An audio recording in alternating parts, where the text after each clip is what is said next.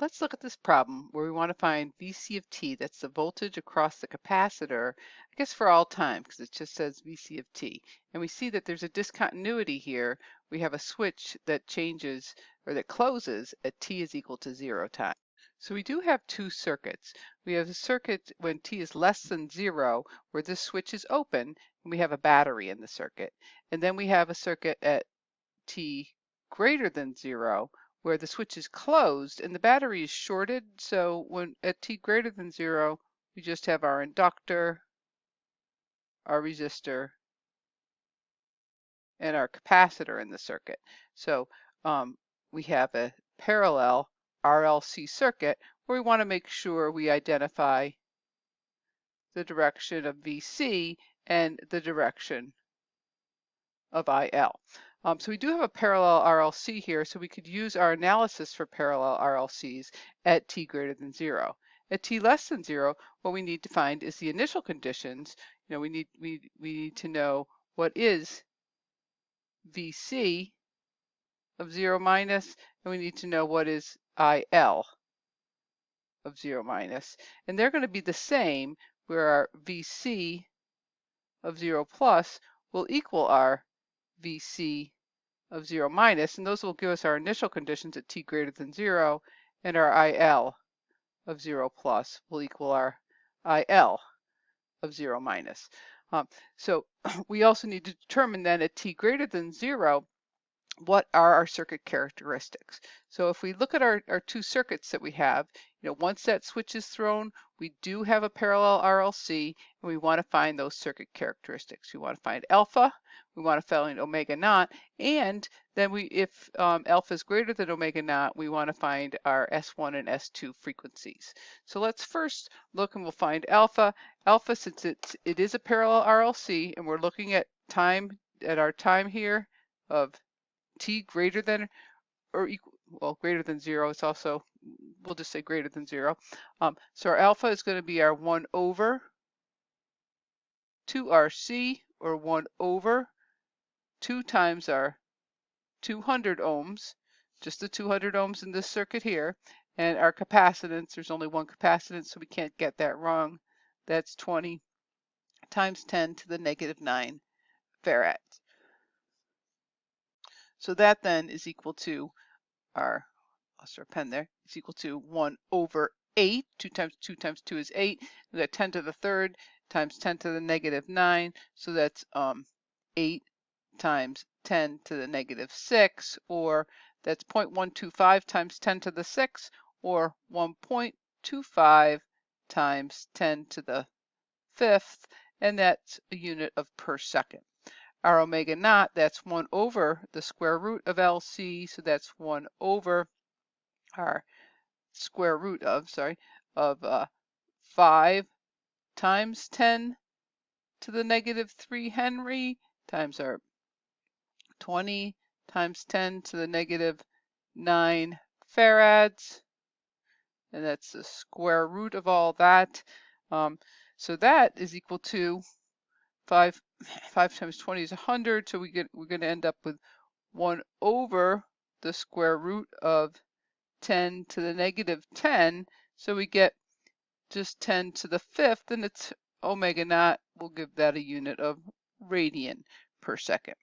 So our S1 and S2 then, that's our negative alpha, plus or minus the square root of alpha squared minus omega naught squared, or negative 125,000 plus or minus that square root of, we can pull out the 10 to the 5th, and we just get 1.25 squared minus 1 squared times 10 to the 5th. So that gives us, this is going to come out to be equal to our negative 125,000 plus or minus 75.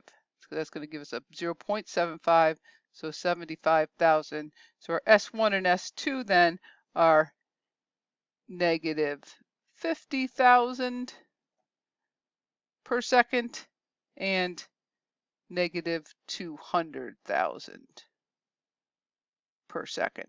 And since our alpha was greater than omega naught, our voltage then will have the form of our VC of t then is going to be some A1 e to the S1t plus A2 e to the S2t.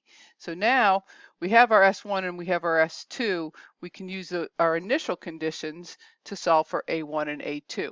So we weren't given initial conditions. We have to find them in this circuit at t less than 0. So again, at t less than 0, our IC, right, is equal to, at IC is equal to C dV dt, and at t less than 0, dV dt is equal to 0 because we just have a DC circuit. So that current's equal to 0. So this capacitor is just an open circuit, and we can just look at the voltage across this 200 ohm resistor. That's going to be our VC because they're in parallel, and we can just analyze this circuit here with our inductor, of course, is going to look like a short circuit. Our VL, L, DI dt will be equal to 0, so that'll be 0 volts. So we can just use our DC analysis then, and we can solve for our VC of 0 minus and our IL of 0 minus. So our VC of 0 minus, then we can use a voltage division. That's equal to 150 volts times the 200 ohms divided by 200 ohms plus 300 ohms, or 2/5 of this, so that's what equal to 60 volts. And our IL of 0 minus, note it's flowing downward here, so that's key. We have the short circuit here, 0 volts, but our IL is flowing downward, so that's going to be negative 150 volts divided by 300 ohms plus 200 ohms, or that's going to be equal to our negative 0.3 amps,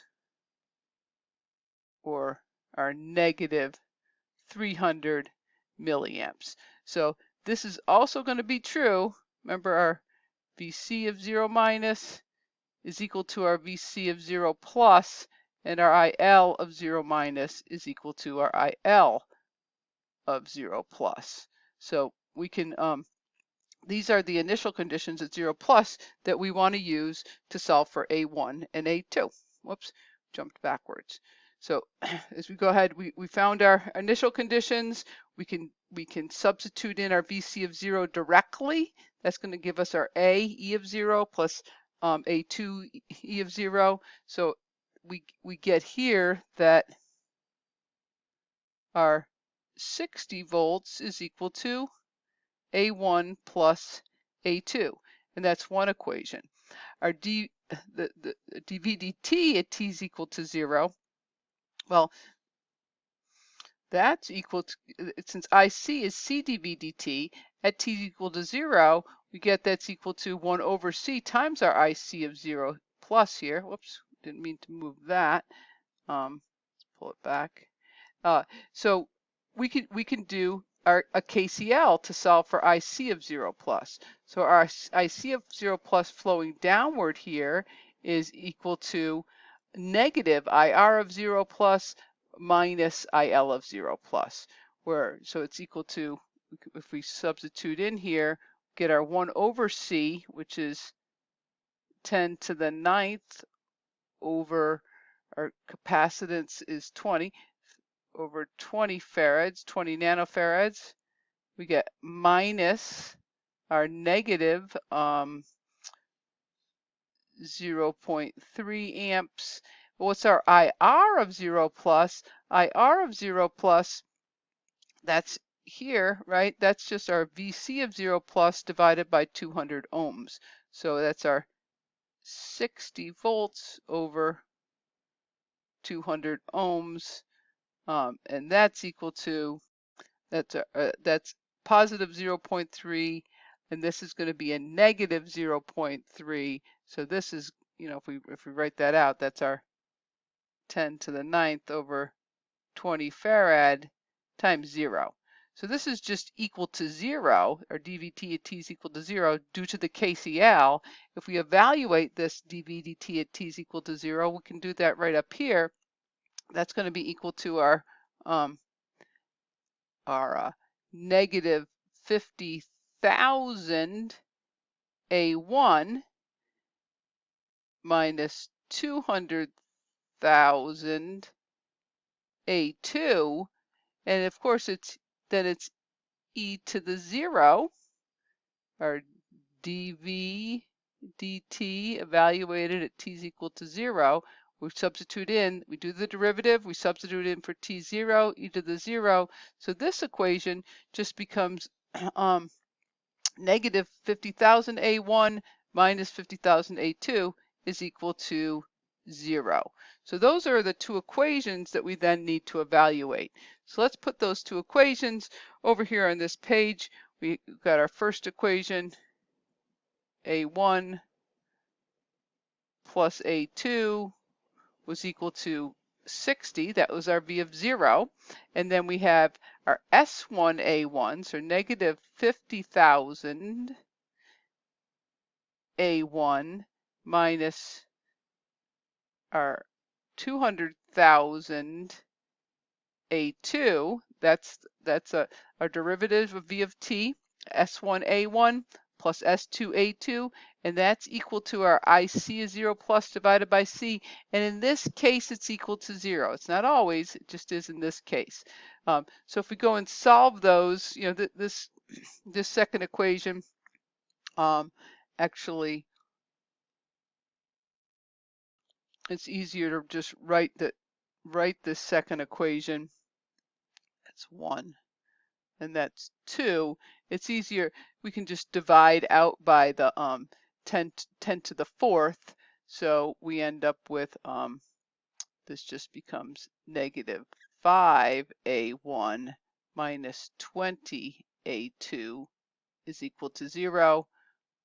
That's our 2A, and then our 1 is just A1 plus A2 is equal to 60. So if we multiply the bottom by 5, we end up with, these will cancel. We can multiply this by 5.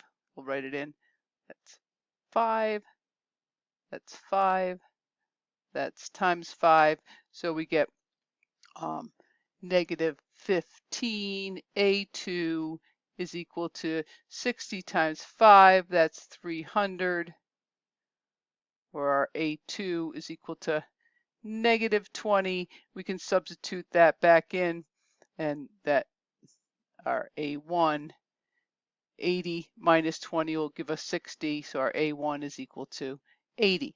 And this is for voltage, right? So these are volts. So now we have our voltage, our V of t is equal to 80 e to the minus 50,000 t minus 20 e to the negative 200,000 t volts at t greater than or equal to 0.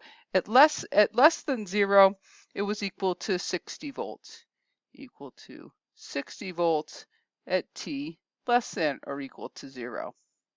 So, you know, we can check, plug in, since it's less than or equal to, if we plug in 0, up here we get 80 minus 20, we do get the 60, you know, so that's our check.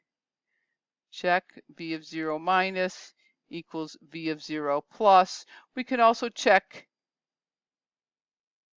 our IC of 0 plus. Remember, we found that to be equal to 0. So how can we find that? And that's equal to our C dV dt evaluated at 0 plus. So we can do these checks here. We also see that as t approaches infinity, the function goes to 0. And you know, we could try to graph that. We could also find the maximum by taking the first derivative and setting it equal to 0. We see that this S2 is going to die out much more quickly. This time constant is 1/4 of this time constant, so we can use the same approach in the last video to find the maximum, to find the time for the maximum, and to find the settling time. That's it for this video.